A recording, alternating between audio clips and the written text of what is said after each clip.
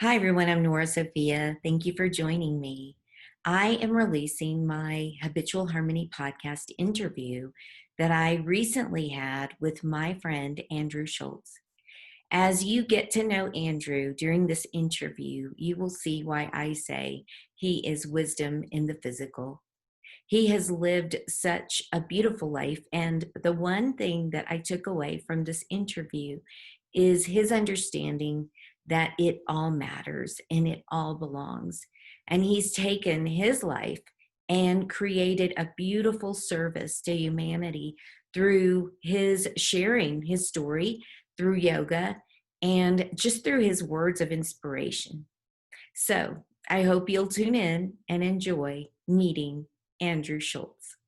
Hi, everyone. Thank you for joining me for another Habitual Harmony podcast. I'm Nora Sophia, and I have been looking forward to sharing Andrew Schultz with all of you as a guest. He is wisdom in the physical. So, Andrew, welcome. Please say hello. Hi, Nora. Thanks so much for having me. And I'm grateful to be here with you in your community. And I'm really excited to chat today. I have a very good feeling about this. So do I. And it started with this t-shirt. We're both wearing our words. And so I love that. And yours, my goodness, love yourself first. I mean, can you just speak to that real quick? I can, and I love to. So I use the analogy, Nora, of the oxygen mask on the airplane. Mhm. We give the oxygen mask, we put it on ourselves first before we can give it to others. Yeah. And that's what this shirt represents. And my buddy, Donnie Starkins, who lives in Phoenix, he makes these shirts, and he's doing a lot of the same things I'm doing with being a mindfulness coach, an ex-athlete, in sobriety. And so love yourself first. That's the message that it's, Buddha in the Buddhist tradition, that loving kindness meditation, we always give that love to ourself first, and then we give it to other people. But it starts with ourself. And, I never realized that until over the last 5.5 years. And loving ourselves, it's not selfish. It's actually selfish not to love ourselves first, because then we can give from a full cup and be our best self and give to others as we give it to ourselves first. Absolutely. And I'm so grateful that you brought up about Buddhism, because I think too often people they misunderstand detachment, rather than that detachment is not about no self, but it's actually, as you described it beautifully, and our cup runs over so that we can give. For sure. And, chop wood, carry water. It's, just wherever my feet are, that's where I am. And if I get disconnected, I just bring myself back to where my feet are in this moment with you right now. This is the only moment that matters. And it's taken a lot of practice, and it continues to be a practice. And, but what we focus on strengthens and gets stronger. So just like our spiritual muscle, a bicep for our spiritual self, the more we work at it, the stronger it gets. And that's the cool thing about the journey. And, not to get all geeky on you, but, what I love about this neuroscience that comes out saying our brain is malleable, Yeah. that it's not, it can change, it can adapt, it can grow. And, everything that we do from a spiritual standpoint, they can show in an MRI scan that these new neural pathways, positive, healthy habits, whether it's 21 days or 66 days, they create and show on an MRI scan the new areas of the brain that light up when we develop these new healthy, positive habits. And that's the best part. We can change and grow. And that's something that just is so powerful. And I think we need to talk about that more. Absolutely. And for me, developing habitual harmony, as we were talking about before we started recording, is so different from balance. And I know that you live from a place of harmony in your life. Can you tell us a little bit about how you begin your day and what that looks like for you? Great question. My morning practice, win the morning, win the day, my daily mindfulness practice. So it's pretty in depth. And so first thing I do every morning, I get up and I meditate. First thing I do, I just open up that channel to, I call it God. It can be higher power, universe. It can be whatever you want to call it, just as long as it's not ourself, something bigger than ourself. Opening up that channel of communication. And when I meditate, I listen. And so just being quiet, I light a candle. I lay in bed. I don't think there's any right or wrong way to meditate. You can sit up, you can lay down, whatever's comfortable for you. If you're not comfortable, you're not going to sustain it. And so for me, I lay in bed, I light a candle, and I breathe. I breathe in for 5 seconds. I hold the breath at the top. I exhale for 5 seconds. And that's what I do. And it's a mindfulness meditation, focusing on my breath. When I focus on my breath, I'm not caught up in all the thoughts. And if I do get caught up in a thought, I use my breath to come back to the center. And so first thing I do is I meditate, and then I pray. I hit my knees, I pray. By hitting my knees, Nora, what that does for me, it humbles myself to something bigger. So I'm not in control. My prayers are, God, help me do your will, the will of the universe and the highest good. Help me be of maximum service to you and my fellows. Help me have a positive impact on as many people as possible. Help me be filled with joy, love, and peace. Help me vibrate high and shine bright. Mm-hmm.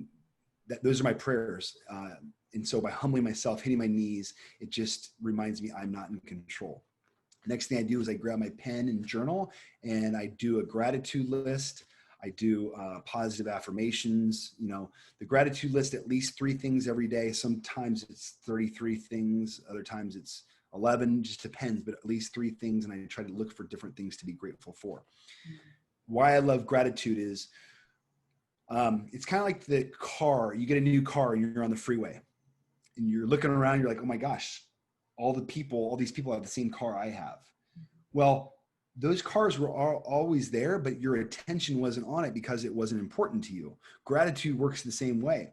As we look for things to be grateful for, we draw in more gratitude into our life, more opportunities, more abundance. And where our attention goes, energy flows. So if I focus on gratitude, I'm not focused on over here on the negative. I'm choosing to look for things to be grateful for. Mm-hmm. And the positive affirmations, the most powerful words in the human language are whatever follows the words I am. Mm-hmm. I am blank. So what I write, Nora, is things I want to manifest more of. I am abundance. I am acceptance. I am honesty. I am willingness. I am love. I am joy. I am peace. Love, joy, and peace have the highest vibrational frequencies. So I really focus on those. Whatever it is I want to manifest more of, that's what I write down in my affirmations. And after I do that, I write down 3 action steps that I'm going to take for the day that move me closer to being the best version of myself. A lot of times, one of those things for my action steps is picking up the phone and reaching out to 3 friends and spreading love and light out into the universe. So it gives me a blueprint for the day. If I don't take those action steps, I kind of am like a rudderless boat on the ocean. So action steps keep me centered and give me direction for the day. I love and then I read some daily devotionals, any kind of literature that puts you in a positive mindset, uplifting, nurturing, empowering. So there's like 4 or 5 daily devotionals that I read. It just gets my mind in a positive mindset for the day. And then I make my bed. Make my bed. It doesn't sound like a big thing, but gives me the confidence that doing all these things, they're small acts, small consistent habits done over a long period of time make big shifts. So all these things don't sound like a lot, but taken over time, Nora, and the audience, it makes a huge shift. Like small hinges swing big doors. And making my bed, I feel better about myself when my bed is made. Less physical clutter, less mental clutter. Yes. And then I look at myself in the mirror and I say, I love you. And I didn't believe it at first. 5.5 years ago when I got sober, I did not believe it. And I kept saying it to myself over and over and over. And looking at myself. We can't lie to the person in the mirror. And I just kept saying it over and over, and now I believe it. And so those are some of the things that, the morning routine, my morning quiet time, it takes up to an hour and a half sometimes. But that quiet time sets the tone for the rest of the day. I'm able to consciously respond versus unconsciously react. I'm able to pause. And it's just every other area of my life for the rest of the day, I'm able to show up as my highest self, the best version. And I've seen the benefits. And if anything, I want to do more of it because I've seen the transformation of that morning routine. And I get to share that with all my coaching clients now. And that's part of the accountability of what they're expected to send to me every day. And so that's how much I believe in it. I love that. So before we began recording, one of the other things we talked about, and you touched on it so much through your sort of start to the day. And what I hear you doing, Andrew, is you're cultivating identity and you're reminding yourself who you are. Could you walk us through, as you said, there was a time where you didn't believe that you loved yourself. It was hard probably to look in the mirror. Can you talk through that sort of that transformation, what you experienced with that? So my identity, going back to, I was an athlete growing up my whole life, even through college, that was my identity. I played sports and I was really good at it. And I remember, Nora, when I was a senior in college, I wanted to play professional baseball. It didn't work out. I realized that there were a lot of good athletes out there. And I remember my mom saying to me, well, it's time for the real world. I was like, ooh, that doesn't sound good. And I was in the Midwest and I packed up my stuff and moved to San Diego, August 16th, 2002. I still remember the day. I remember sitting on the curb crying because it had hit me. I just moved halfway across the country, didn't know but a few people. And I was like, wow, now what? And it was an aha moment that I'm so grateful for now. And, I jumped into the corporate world and that became my new identity. And I became very successful at my corporate job, working up the ladder.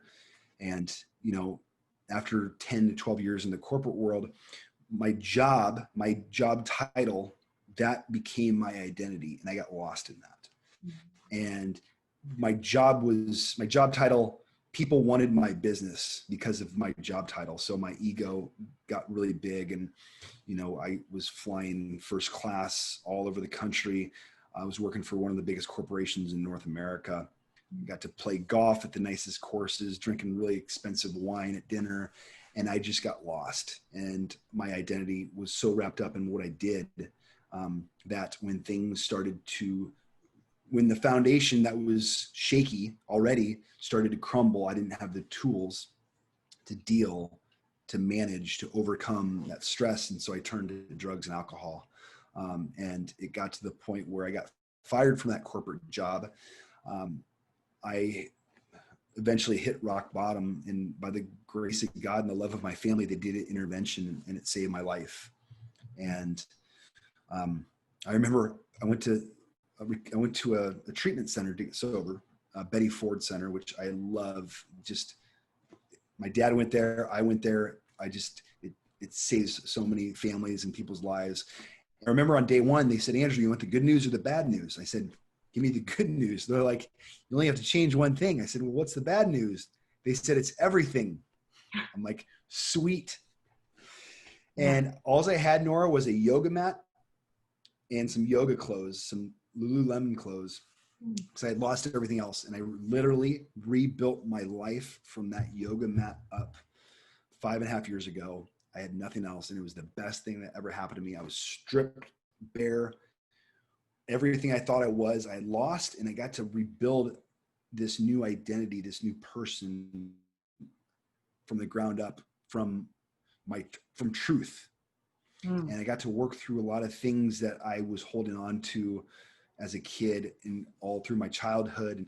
And, drinking and drugs weren't the problem. They were the symptom of something much deeper. And for the first time in my life, I got to tap into that and heal those wounds and cry a lot, and going back and resolving things that happened in the past. And, you know, it changed everything. I found a purpose. I found love for meditation and mindfulness, personal development, all the things that I now share with my coaching clients. These are all things I did firsthand that, you know, it's the meditation, making the bed, gratitude list, all these simple things done over time helped me get to where I am today. And I found a purpose. I get to help others and share all the tools that I used, and I get to share them with others. And my life has purpose now. It's not about me.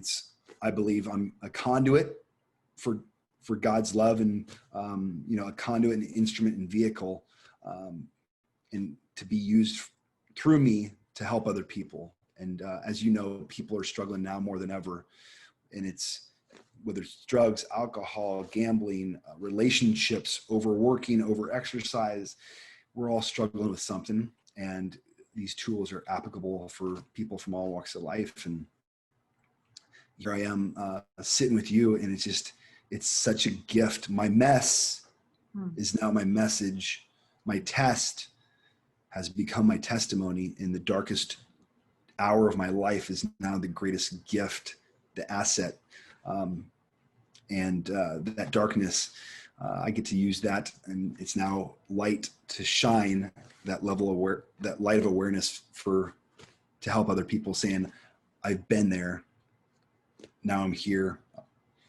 I can relate.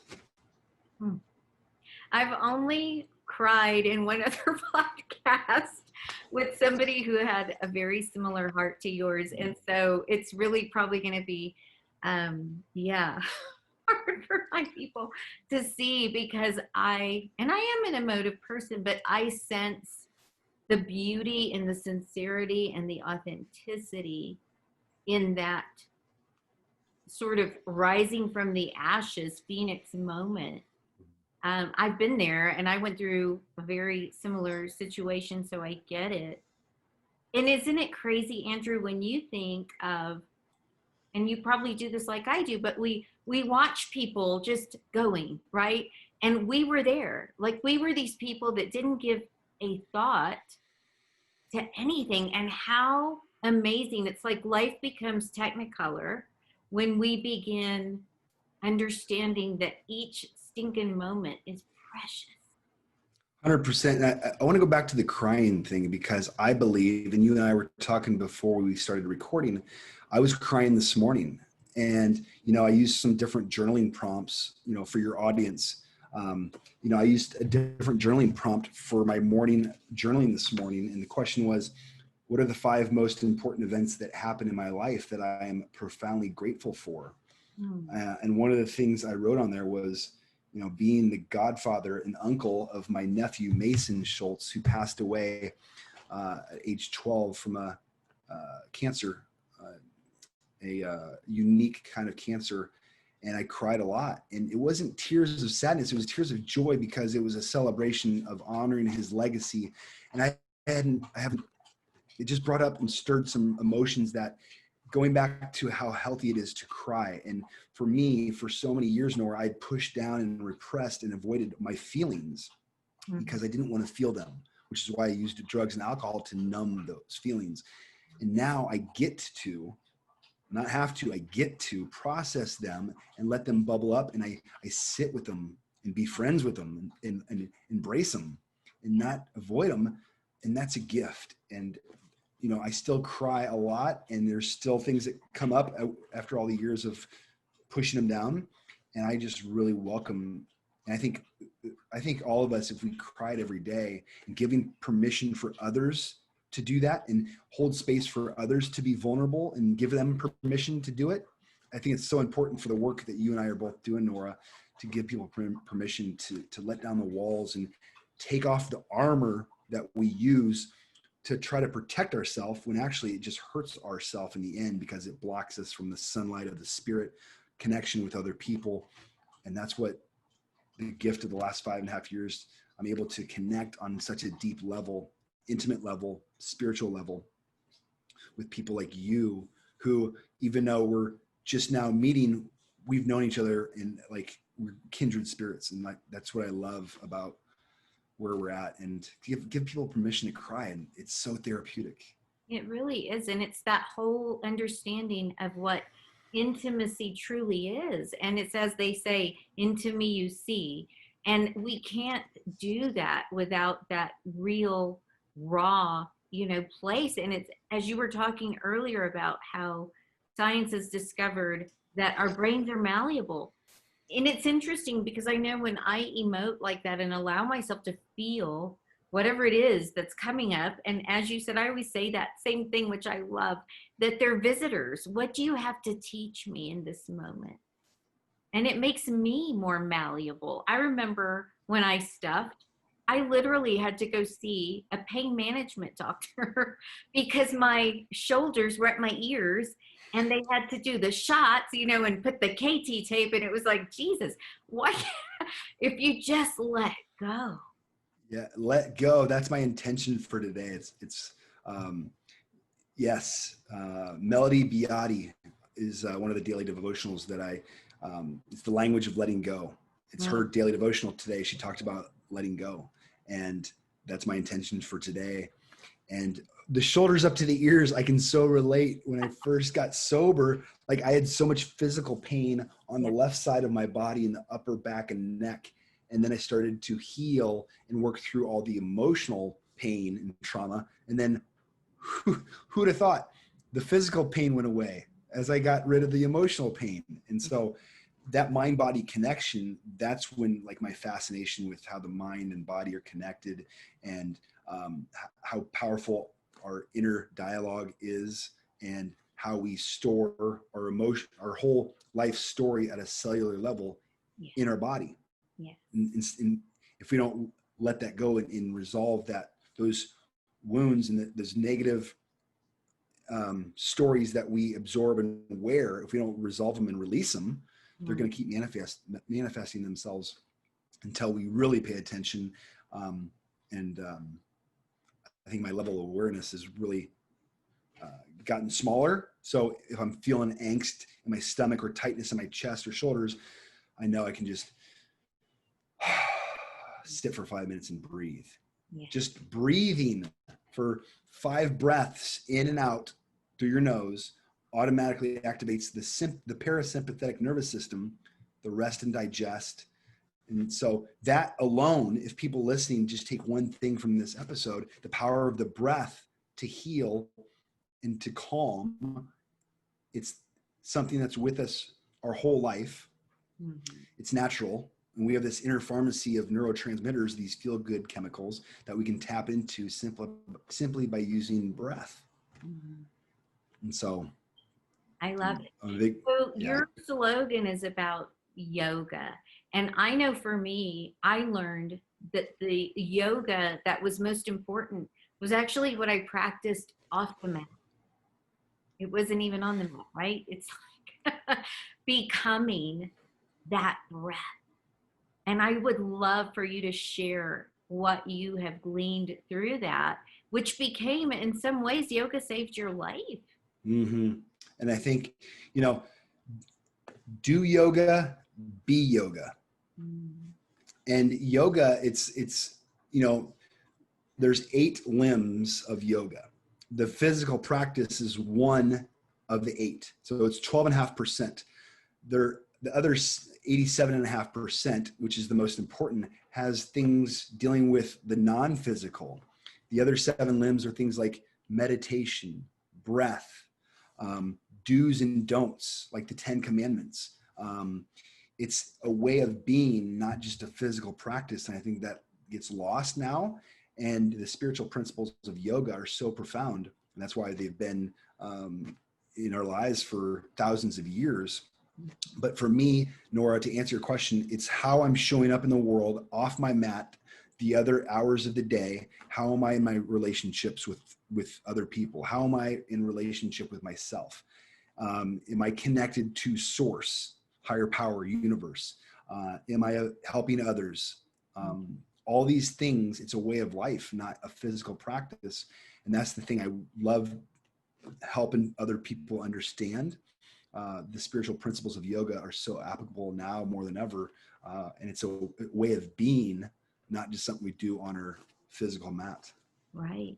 And isn't it something how I know for me too, when I'm doing my yoga practice, when I am not dealing with something, paying attention to my body's wisdom, where I feel a little more rigid, where I'm not as flexible. And it invariably, it comes up in the middle of that. There is weeping. There's invariably, though, the flexibility happens then because you've let go. For sure. I love that. And 5.5 years later, I still, like, when I'm on my mat, Nora, I'm stuck with myself. And that's a gift, because for all my 36 years before I got sober and found yoga, I could run, hide, repress, find something externally to fill the God-sized hole in my soul. And when I get on the mat, I get to breathe into whatever's coming up. And every day is different because I'm different. 80 billion neurons in the brain, 30 trillion cells in the body that are always changing. And so it goes back to ID, our identity. We're never the same because our body is always changing at a cellular level. That's a whole other story. That could be another podcast we do. Oh. But we're always evolving and changing. We're never the same. And so getting to be with that on our mat and breathing into whatever comes up, that's how the only way to get through it is to go through it. What we resist persists, and it's going to keep persisting and showing up and it's going to get louder and louder. And a lot of times it's through that physical pain and inflammation and dis-ease. Mm-hmm. If you think about dis-ease, the word disease, dis-ease, I think people can really relate to that as they hear that. But on our mat, we get to heal from the inside out, breathe into whatever's coming up. And that's why I love people that cry during my classes that I teach, especially when it's stuff we hold in the hips. And it's just to be with ourselves for an hour, to give that time to disconnect, to reconnect. It's so powerful and profound. And it's a big part of my, I was on the mat this morning. I did my yoga, and it's part of my mindfulness practice. Another thing that I do. And, it's conscious breathing and mindful movement. Those are two big foundational principles I teach to all my clients. And being aware of the breath, that connection to our breath. And mindful movement can be walk on the beach. It can be other kind of, any kind of walk in nature where you're just connecting to yourself and your breath.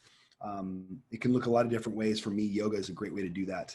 But mindful movement and conscious breathing creates that inner connection. And then once we create that inner connection, we can connect with others a lot easier. And it goes back to love yourself first, because we're worth it. Do you mind rewinding a little bit and speaking to when we have things that get stuck in our hips? Because that's really important. And I've done a little bit of work in that. And I used to think, oh, it's because I play tennis that my hips pull forward. And then I realized there was more to it. So do you mind speaking to that? So we wear our life story in our body, and in our hips in particular, we wear a lot of emotions and things that we hold on to. And in the hips, especially for women, it's more prevalent. And so hip openers in yoga, people always have an experience when they open the hips that brings up emotion. And it's us releasing at a cellular level things that become stuck that we absorb and wear. Every experience that happens to us, we absorb in our body and we wear. So if you think about it's something that is attached to us, everything that happens. And if we become aware of it, we can start to release it. But if we're not aware of these things happening, we can't change something until we become aware of it. And so that's why people listening, hip openers are a great way to let go of the things that no longer serve us. And it creates room for things that do. And so letting go, every breath in, this is a great visual for people listening, breathing in what you want more of with the breath in, love, joy, compassion, peace, serenity, harmony. Mm. Every exhale, letting go of that which no longer serves us, fear, anxiety, resentment, negativity. And so if we just think about the breath in, we're breathing in what we want more of, and then breathing out what we want to let go of. Having our awareness on that breath helps us release whatever it is we're holding on to, because our attention is now on it. And it goes back to that analogy I used for gratitude. Mm-hmm. When we see cars on the freeway that have the same car as we do, our attention is on it. We can do the same thing with the breath by releasing on the exhale that which no longer serves us. And you can actually visualize resentment and anger and stress leaving your body, especially as we do those hip openers. Mm. So, how can you describe for somebody, Andrew, that's really struggling to like themselves? Maybe they're in the middle of dealing with their own type of addiction. And I tell people all the time, my addiction can look different. And not all addictions are unhealthy, quote unquote, right? If I don't go to the gym, I'm angry. Like, it's so bad. And I have to learn to give myself a day off and maybe do something else, because even that can become sort of something that I worship, right? Instead of staying present and being aware. It's so easy to fall into those traps again. But if somebody's struggling with, maybe they're doing the mirror exercise and they're trying to say, I love you. How long did it take for you to really own that? It took about 8 months. Wow. And I didn't believe it at first, but I knew I was worth it, and I kept doing it and doing it. And so my invitation for people listening, with the number one thing that comes up with all my coaching clients, even when we're fleshing out the goals and the things that we think are the main thing, what happens, Nora, is the number one common denominator is lack of self-love and compassion and kindness. It's like no matter people from all walks of life that I get to work with, the clients, that's the number one thing. At the end of the day, we all have that in common, that we want to love ourselves more. And the golden rule is very misleading. Treating others like we treat ourselves is misleading, because most of us treat ourselves like crap. And so the golden rule should be treat ourselves like we treat other people. Because usually, I'll speak for me, I treated other people better than I treated myself. And so for the golden rule, treat ourselves like we treat other people.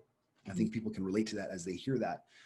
But there's so many things, putting pen to paper in the morning is a game changer. Just writing out our thoughts, because a lot of times, Nora, what happens is the story we tell ourselves to ourselves about ourselves is so negative. And if we had people in our life that talk to us like we talk to us, they wouldn't be in our life very long.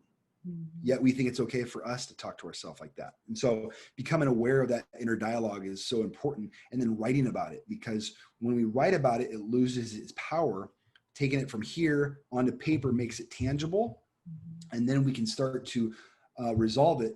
But it helps us become aware of what our thoughts are, which is why journaling is so important in the morning, at night, whenever you can find the time to make time, just to know what your thoughts are, because we cannot change something if we're not aware of it. Once we become aware of the thoughts and write them down, then we can start to make changes. And as we journal, the positive affirmations, the gratitude list, no matter how bad we think our life is, there's still things to be grateful for. And it's shifting the mindset to start to look for things that we have in our life that we can appreciate and be grateful for. Then we attract more of that, because it's the law of attraction. We always get back more of what we put out. Yeah. If I want to have more love for myself, I can start to treat other people with more love. If I want more kindness, I need to embody that and treat others with that, and then I'll get it back in return. So, the journaling in the morning, positive affirmations, I am worth it. I am loving myself. I am in a loving relationship with myself. Whatever feels right, just write it, keep writing it, make a commitment to doing it for weeks and weeks at a time. And then we can start to build these new neural pathways in the brain. The MRI shows it. If we do it over and over and over, taking that consistent action, that's how we change our brain, and it's malleable, and we can change our thoughts by taking conscious action every day. And so for me, 5.5 years ago, my subconscious, my computer system was corrupt.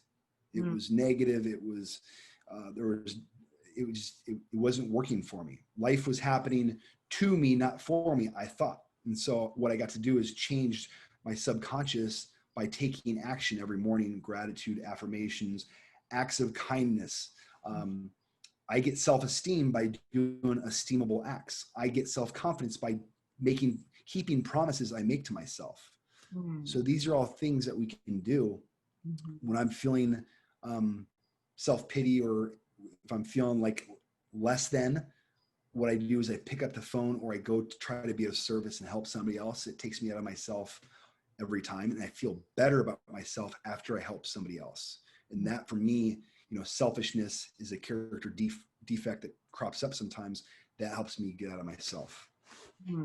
I love that. And I love that you mentioned sort of that being impeccable with our word, and really holding those promises that we make. Because I think that that's another thing that we just get sort of in the flow of life, and we say things and we're agreeing, and we're not really being impeccable with it. We're not honoring what we actually speak out. So we're not being intentional and purposed with those words. And so I'm so grateful that you mentioned that, because it's so important to live by that. And that goes back to one of my favorite books, Don Miguel Ruiz, The Four Agreements.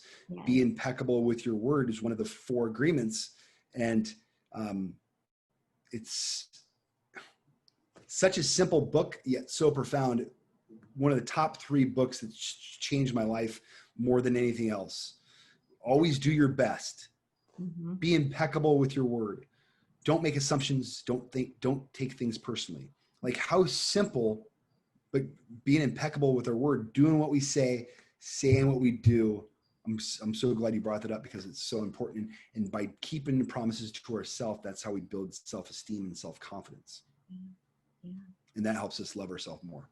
And also, I think, speaking to what we verbally put out there, and so often when I've worked with clients who have thought, well, why can't I just will it? Why can't I just white knuckle it? And people really are amazed when I've explained to them that you have to have congruence. Your mind can't say something your body doesn't agree with. And your body's wisdom speaks so loudly if you learn to pay attention to it, doesn't it? For sure. Congruency, body wisdom. And that's why our body, if I have values that are important to me, and I take action that contradicts those values, I feel it in my body. Knots in my stomach, tension in my shoulder. That's my body, the wisdom saying, hey, Andrew, this is not congruent with the person that you're trying to become, the best version of you, the values that are important to you. So I'm gonna send you a message that you're out of alignment. Right. And that's, if we pay attention, if we have awareness, and we are able to just sit and just breathe. For me, this is what I do. I just sit and breathe, and the answer will come. Like, I'm not being congruent, because I'll sit with it. I'll identify where it's at in my body. Yes. And then I'll dig a little deeper, and I'll be like, okay, where is this coming from? What's coming up? And then the answer, more will be revealed, but the answer usually comes up as I sit with it, versus trying to avoid it and numb it and repress it, which is what I used to do. Yeah. So I'm going to flip this a little bit, because as you've been talking, I'm thinking, holy smokes. And I wish I were still in San Diego with that sunshine, but I'm not. And I keep sitting here going, oh, that looks like it feels so good. But I'm thinking about my son, as I mentioned, who is a high performance tennis coach. How important and how amazing would it be if they had an Andrew teaching these kids to get this, rather than identifying with this persona of this super athlete, what if we teach them that their superpowers come from being mindful and listening to their body? That is part of my life's purpose, is how to create more of that. And a lot of my coaching programs, what I offer people, what I have been doing a lot more lately is mentoring program for young men. Mentoring young men, especially because parents are coming up to me and saying, Andrew, my kid, he's on video games, phone, disconnecting with other people. And worse, it's causing conflict and behavior towards parents that is not okay. And so what I've been able to do is start to work with young men, young adults, with mindfulness programs and techniques and practices that are doing, mindfulness 101, doing all the things that we're talking about on this call. Get in touch with their feelings, their gratitude, journaling, putting their thoughts on paper, so then they can see it, they become aware of it, and then we can start to make changes to bring in new positive reframes and healthy habits to replace their behaviors.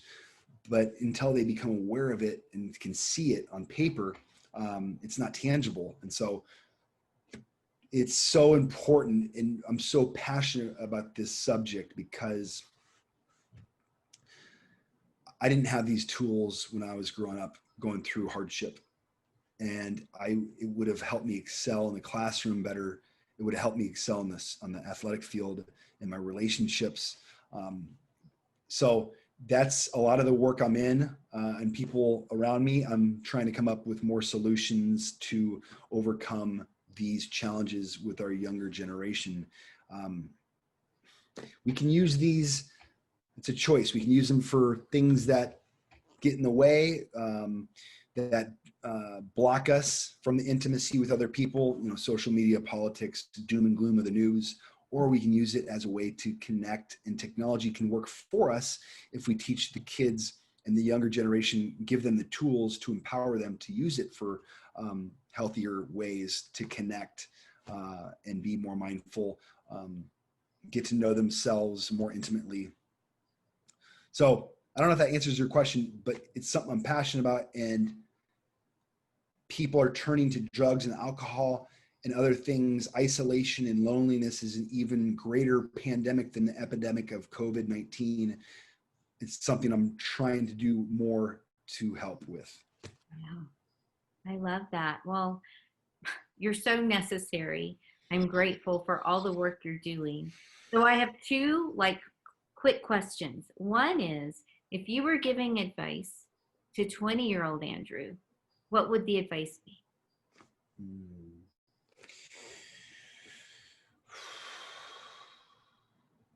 You're not alone. It's not your fault. You're not alone. You're not alone. I see you. I'm with you. You're not alone.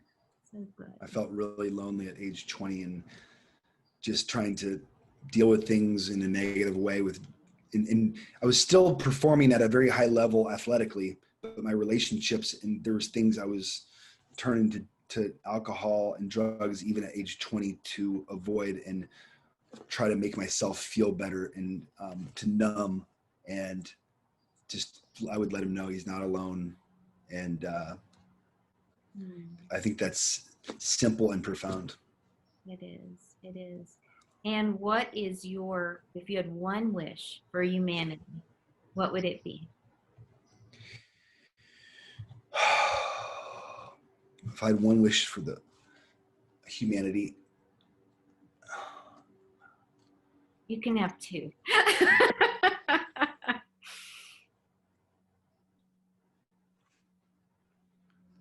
the power of vulnerability. For intimate connection, like, I'm all about intimate connection, and it's something I've never really had until the last 5.5 years, because I know who I am now. I can hold space for others. It's so important for me to be vulnerable, because the question always comes back to, how free do I want to be? I'm only as sick as my secrets. If I'm covering things up, if I'm not sharing honestly with other people in my life what I'm going through, I know what it's going to lead to. I've been there and I don't want to go back. And so the power of vulnerability, to share our emotions with other people, a safe place to, but that's what creates true intimate connection, is being vulnerable with each other, to take off the masks and the armor and the layers of stuff that we layer on to protect ourselves. And I've seen firsthand the power of true intimate connection. And that's what life's all about. And that's what I'm trying to create for more people. And that's what I would want for humanity, because that's what makes life meaningful and rich, is doing things like I'm doing with you right now. There's nowhere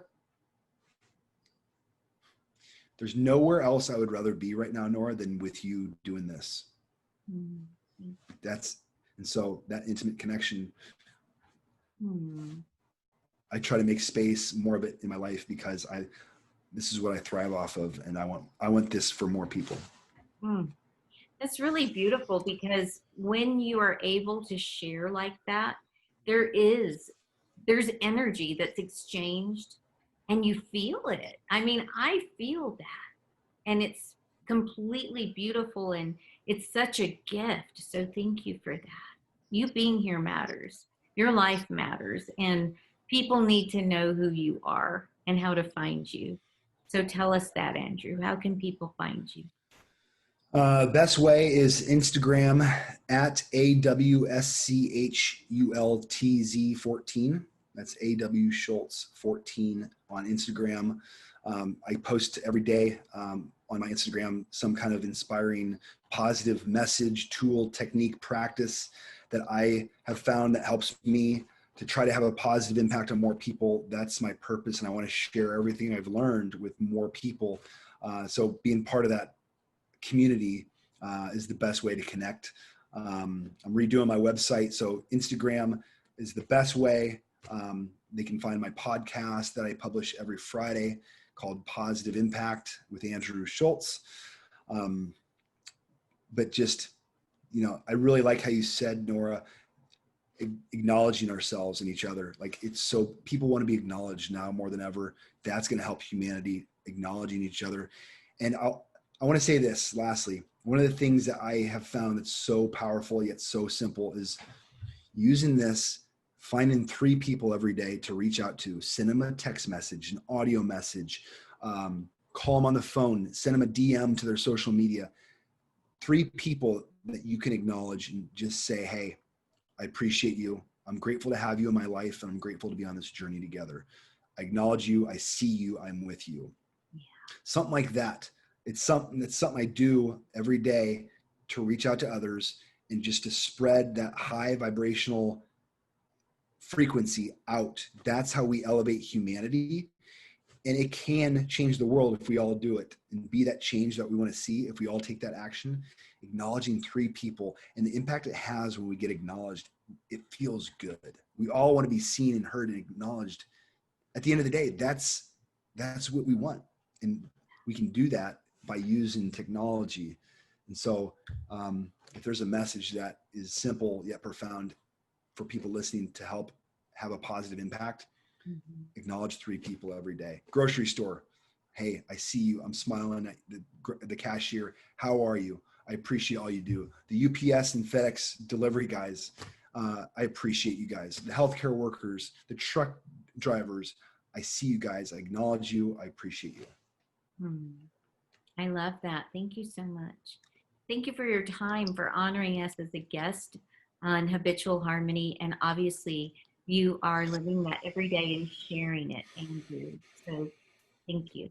Thank you, Nora. I really acknowledge you and all the things that you're doing. And I appreciate you. I acknowledge you. And I'm so grateful to be on this journey together. Thank you for inviting me on. Thank you again.